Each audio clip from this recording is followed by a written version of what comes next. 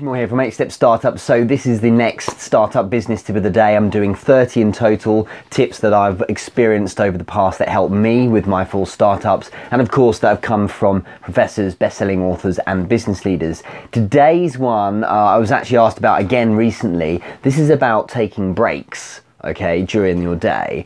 And I think the words of the person who recently asked me a question about this was asking how I recharge my batteries. So this factors into this question. So taking breaks, okay, is something that is necessary in the same way as a Formula One car can operate at a very high level in a very extreme, intense scenario of going on a race, but it does need to then be stripped down, rested, cooled down, go to the pits and all that kind of stuff. All of that maintenance is necessary, and it's no different for you as a performance machine for generating your or building your business. You've got to take time to recharge, relax and reward yourself as well, because if you're always grinding, literally non-stop, and only sleeping when your body gives out, well, actually you're going to be more ineffective as time goes on. This is science, it's been proven. So don't try and be a hero and say, if I only work,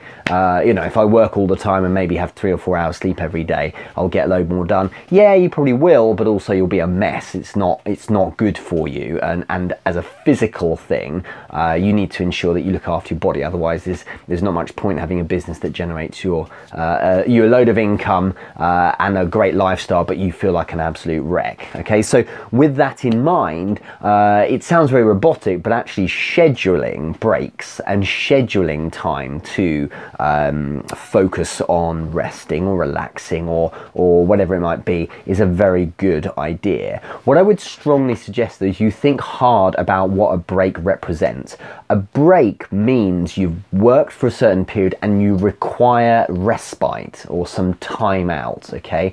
So you need to think about, maybe write a list of what things you associate with having a break. And for many, people don't realize it's something like making a cup of coffee or a cup of tea. And this is before you all write in. A lot of people always say, oh, well, I have to have my coffee in the morning. Sure, I do too. But dropping everything very early on in your morning to have even a cup of coffee, it's more about interrupting your flow. Okay, so flow is there's a great book on it, and I'm not going to pronounce the name of the chap because it's very difficult to, but it's, in short, flow is a state you get into when you're continually working and doing the same kind of task over and over again without interruption. And what happens is your mind gets really focused on it and you actually generate a very productive state, which you want to kind of hold on to for as much as possible. You've probably experienced this in the past. Maybe you're having a late night, but you're just doing really well and you just want to finish what you're doing rather than drop it just because it happens to be late. So you want to establish a state of flow, make use of it, and then a break will come typically as a reward-based, it should have a reward-based function. So for instance, a break to go and have a cup of tea or coffee should be based on achieving a certain amount, but it's not a case of, well, I've looked at my emails, I'll go make a cup of coffee, because this is in a way a form of procrastinating. This gets in the way of getting things moving. I would say put a shift in first, smash a couple of hours out, get on with it basically, then you've earned yourself a break. Larger things such as having time out to go for a walk or something like that, of course that's really positive for you, but make sure you earn it, because rather than just being whimsical, build it into your day and say, right, I'm going to earn this break, or I'm going to earn a reward, which might be that you give yourself your favorite snack, or you're gonna spend a bit of time watching a YouTube video that helps you with a particular business question.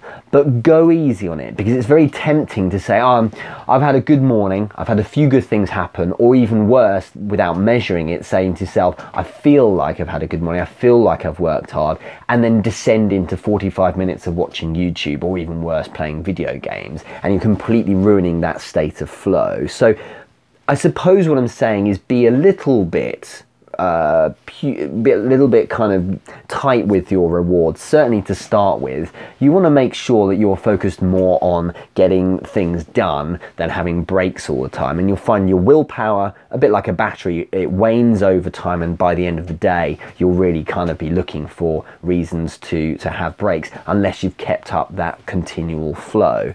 And you'll find this is actually a habit. It's originally, I remember when I first started working for myself, I was always tempted just to go and, you know, go and read a book or have a bit of time out and watch some YouTube videos or something like that. And that's a bit of an addiction of mine. And you should let yourself do these things every so often. But if you are focused on every single time you want to break, saying to yourself, no, I'm just going to do one more thing, or I'm just going to finish up this extra bit, or whatever it might be, you find over time you get used to focusing on generating productive output that focuses on your business. This is pretty tough, but too many people are focused on, and I see this all the time because I mentor a lot of businesses, too many people are focused on too many rewards that don't really represent the level of productivity that they're turning out. So think hard on it. Make sure you earn a reward, even a break from your desk or a walk around the block. Earn it. You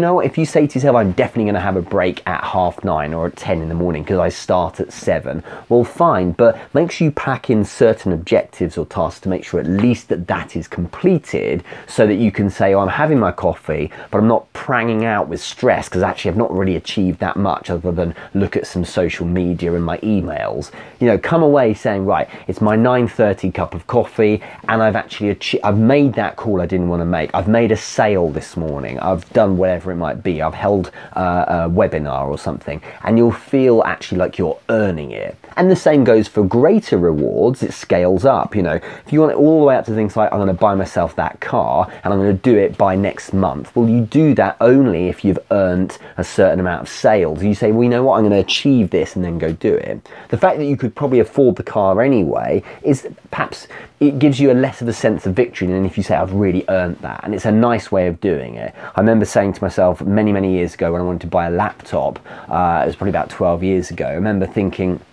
I could afford it now, but why not make some extra money, and that can buy the laptop. So if I've made X amount, I remember I was saying to myself something like, if I've made this amount by Tuesday, then I can buy the laptop. And it was a case of, well, that's a little project, and that reward made buying it that much nicer. It was a bit more of a victory, and I got more from it. So you've got to have a word with yourself. You've got to make some lists on really what your rewards are. So what things really do it for you? Is it a cup of coffee? Is it your favorite snack? Is it buying a laptop? Whatever it is, things that resonate with you. It might be watching your favorite show, or even listening to your favorite piece of music. It's a great example. Hold back. Just say, do you know what? You don't get to listen to music. You don't get to watch your show unless you turn out something for your business, because your business is yourself and it is an extension of you.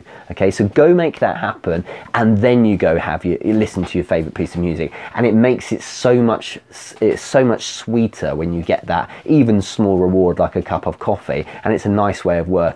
It certainly works for me, and it works for a lot of people I speak to. So try it out. I'll speak to you tomorrow.